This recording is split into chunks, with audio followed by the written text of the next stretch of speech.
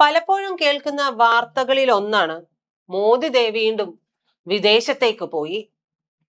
വീണ്ടും വിമാനം, വീണ്ടും വിദേശയാത്ര, വീണ്ടും വിദേശ കമ്പനികളും നേതാക്കളുമായിട്ടൊക്കെ കൈകോർക്കൽ. പക്ഷെ ഒരു ചോദ്യം അങ്ങനെ ബാക്കി നിൽക്കുന്നുണ്ടല്ലോ.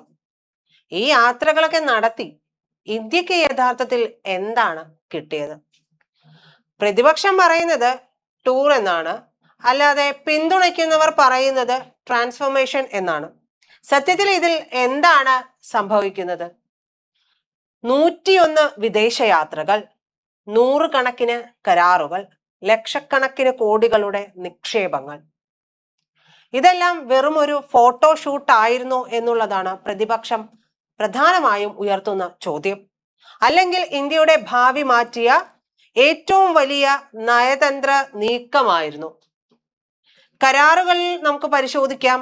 ലോകം ഇന്ത്യയെ ഇന്ന് എങ്ങനെ കാണാൻ തുടങ്ങി എന്നുള്ളതും നമ്മൾ പരിശോധിക്കേണ്ട വസ്തുതയാണ്. കാരണം ഈ കഥ വിമാനയാത്രകളുടേതൊന്നുമല്ല, മറിച്ച് ഇന്ത്യ ലോകശക്തിയാകാനുള്ള ഒരു യാത്രയുടേത് കൂടിയാണ്. അതിനെ മറച്ചു പിടിച്ചുകൊണ്ട് നമുക്ക് യാതൊന്നും ചെയ്യാനായിട്ട് സാധിക്കില്ല.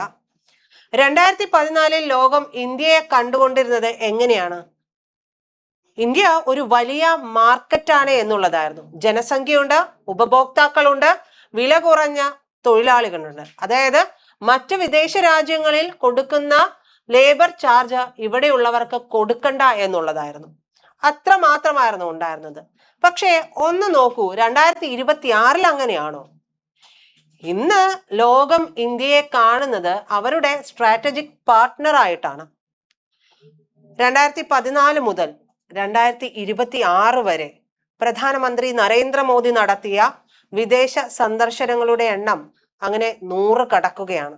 ഇത് കേൾക്കുമ്പോൾ സ്വാഭാവികമായും ചിലരൊക്കെ ചോദിക്കും, ഇത്ര യാത്രകളുടെയൊക്കെ ആവശ്യമുണ്ടോ? അതൊക്കെ എന്തിനാണ് എന്നുള്ളത്. പക്ഷേ അന്താരാഷ്ട്ര രാഷ്ട്രീയത്തിൽ ഒരു സത്യമുണ്ട്. മേശയിലിരിക്കാത്ത ഒരു രാജ്യം, അതിൻ്റെ ഭാവി എന്ന് പറയുന്നത് മറ്റുള്ളവർ തീരുമാനിക്കും എന്നുള്ളതാണ്. അതായത് ഒരു കോൺക്ലേവ് ഒക്കെ, ഒരു സമ്മിറ്റ് ഒക്കെ നടക്കുകയാണെങ്കിൽ നമ്മൾ അവിടെ ഇല്ല, നമ്മുടെ പ്രസൻസ് ഇല്ല എന്നുണ്ടെങ്കിൽ, നമുക്ക് അവിടെ വോയിസ് ഇല്ല എന്നുണ്ടെങ്കിൽ, ആ രാജ്യത്തിന്റെ കാര്യം തീരുമാനിക്കുക മറ്റ് വിദേശ രാജ്യങ്ങളായിരിക്കും. കുറെ നാളുകൾക്ക് മുമ്പ്, വർഷങ്ങൾക്ക് മുമ്പ് ഇന്ത്യയുടെ രീതി, ഇന്ത്യക്ക് ഉണ്ടായിരുന്ന കാര്യങ്ങൾ, അല്ലെങ്കിൽ ഇന്ത്യക്ക് ലഭിച്ചുകൊണ്ടിരുന്ന മികവുകൾ, ഇതൊക്കെ ഇങ്ങനെയായിരുന്നു. ഇന്ത്യക്ക് ലഭിച്ചുകൊണ്ടിരുന്ന സ്വീകരണം ഇങ്ങനെയായിരുന്നു.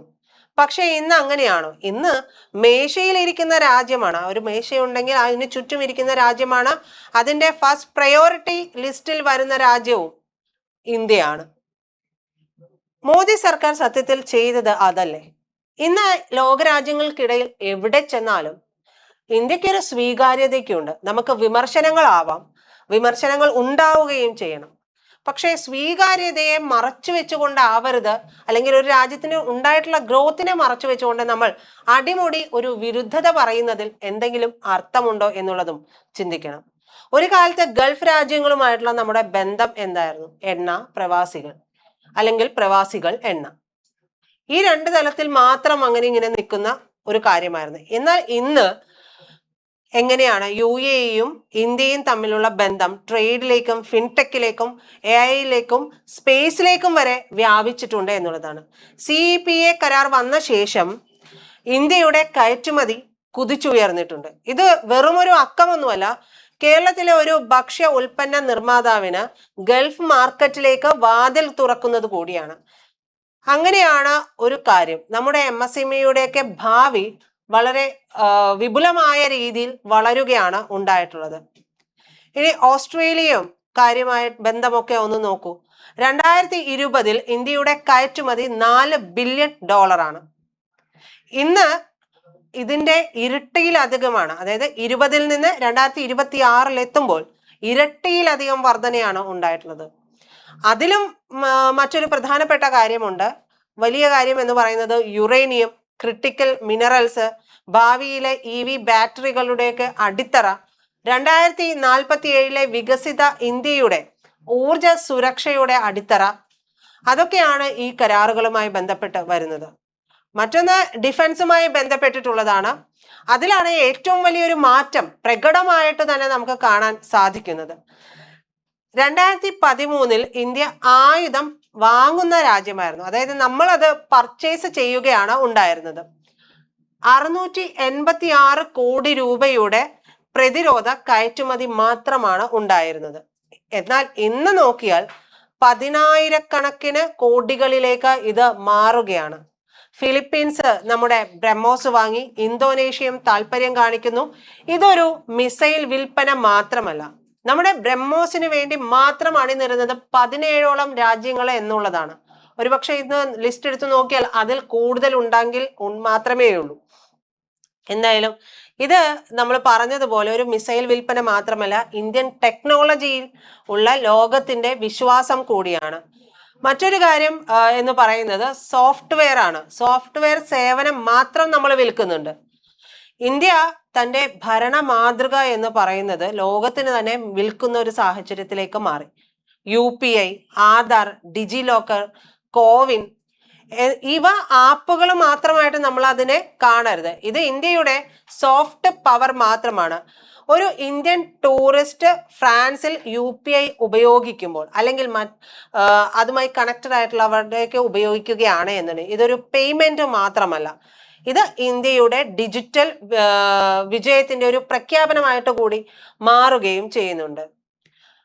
മറ്റൊന്ന് ബിഗ് സ്ട്രാറ്റജിക് ഷിഫ്റ്റ് എന്നുള്ളതാണ്. ഏറ്റവും വലിയ മാറ്റമാണ് ഇതെന്ന് പറയാതിരിക്കാൻ വയ്യ. ഇന്ത്യ നോക്കൂ, ആരുടെയും ക്യാമ്പിലല്ല. അതായത് റഷ്യയുമായിട്ട് നമുക്ക് ബന്ധമുണ്ട്, അമേരിക്കയുമായി ബന്ധമുണ്ട്, ഇസ്രായേലുമായും ബന്ധമുണ്ട്, ഗൾഫുമായും ബന്ധമുണ്ട്, യൂറോപ്പുമായും ബന്ധമുണ്ട്. അങ്ങനെ ഒരു മൾട്ടി അലൈൻമെന്റിലേക്ക് ഇന്ത്യ വന്നു കഴിഞ്ഞു ഈ കഴിഞ്ഞ വർഷങ്ങൾക്കിടയിൽ എന്നുള്ളതാണ്. ലോകം 2 ഭാഗമാകുമ്പോൾ ഇന്ത്യയുടെ സ്വന്തം വഴി തിരഞ്ഞെടുക്കുന്നതാണ് നമ്മൾ കണ്ടത്. G20 ഉച്ചകോടിയിൽ പ്രഖ്യാപിച്ചിട്ടുള്ള India middle east Europe corridor മറ്റൊരു സവിശേഷതയായിട്ട് മാറുന്നുണ്ട്. ഇത് യാഥാർത്ഥ്യമായിട്ടുണ്ട് എന്നുണ്ടെങ്കിൽ ഏഷ്യയിൽ നിന്ന് യൂറോപ്പിലേക്ക് പോകുന്ന വ്യാപാരത്തിന്റെ ഒരു പുതിയ പാതയിൽ ഇന്ത്യ കേന്ദ്രമാവുകയാണ് ചെയ്യുക. ഇത് റോഡോ റെയിലോ മാത്രമല്ല എന്നുള്ളതാണ്. ഭാവിയിലെ സാമ്പത്തിക ശക്തിയുടെ ഭൂപടമായിട്ട് കൂടി ഇത് മാറുകയും ചെയ്യുന്നുണ്ട്. മറ്റൊന്ന് നമ്മൾ ശ്രദ്ധിക്കേണ്ടത്, നമ്മൾ പലപ്പോഴും ടെലിവിഷനിലൊക്കെ കാണുന്നത് എന്താണ്? ഒരു നേതാവ് വിമാനത്തിൽ അങ്ങ് ചെല്ലുന്നു, അവിടെ ഇറങ്ങുന്നു, മറ്റൊരു നേതാവ് കൈ കൊടുക്കുന്നു, ഫോട്ടോ എടുക്കുന്നു, അവിടെ കഥ അവസാനിച്ചു എന്ന് കരുതുന്നു, അല്ലെ? പക്ഷേ യഥാർത്ഥ കഥ തുടങ്ങുന്നത് അവിടെ നിന്നാണ്. ഡൽഹിയിലെ ഫയലുകളില്, മന്ത്രാലയങ്ങളിലെ ചർച്ചകളിലെ, എംബസികളുടെ ഇടപെടലുകളിൽ, ഫാക്ടറികളിലെ പുതിയ ഓർഡറുകളിൽ, സ്റ്റാർട്ടപ്പുകളുടെ പുതിയ അവസരങ്ങളില്. ഒരു ദിവസം കേരളത്തിലെ ഒരു യുവ സംരംഭകൻ ഗൾഫിലേക്ക് ഉൽപ്പന്നം കയറ്റുമതി ചെയ്യുമ്പോൾ അതിന് പിന്നിൽ ഒരു വ്യാപാര കരാർ കൂടി ഉണ്ട് എന്നുള്ളത് മനസ്സിലാക്കണം. അതില്ലാതെ ഇതൊന്നും നടപ്പിലാവുകയില്ല എന്നുള്ളതാണ് യാഥാർത്ഥ്യം എന്നുള്ളതാണ്. ഒരു വിദ്യാർത്ഥി ഓസ്ട്രേലിയയിൽ പഠിക്കാൻ പോവുകയാണ് എന്നുണ്ടെങ്കിൽ അതിന് പിന്നിൽ ഒരു മൊബിലിറ്റി എഗ്രിമെന്റ് ഉണ്ടാകുന്നുണ്ട്. ഒരു പ്രതിരോധ സ്റ്റാർട്ടപ്പിന് വിദേശ ഓർഡർ ലഭിക്കുമ്പോൾ അതിന് പിന്നിൽ ഒരു സ്ട്രാറ്റജിക് പാർട്ട്ണർഷിപ്പ് ഉണ്ടാകുന്നുണ്ട്. അതുകൊണ്ട് ചോദ്യം എന്ന് പറയുന്നത് ഇന്ത്യ അല്ലെങ്കിൽ മോദി എത്ര രാജ്യങ്ങൾ സന്ദർശിച്ചു എന്നുള്ളതല്ല. ശരിയായ ചോദ്യം ഈ യാത്രകൾ ഇന്ത്യയെ എത്ര വർഷം മുന്നോട്ട് നയിച്ചു എന്നുള്ളതാണ്. 2014 ലോകം ഇന്ത്യയെ കണ്ടത് ഒരു മാർക്കറ്റ് ആയിട്ടാണ്.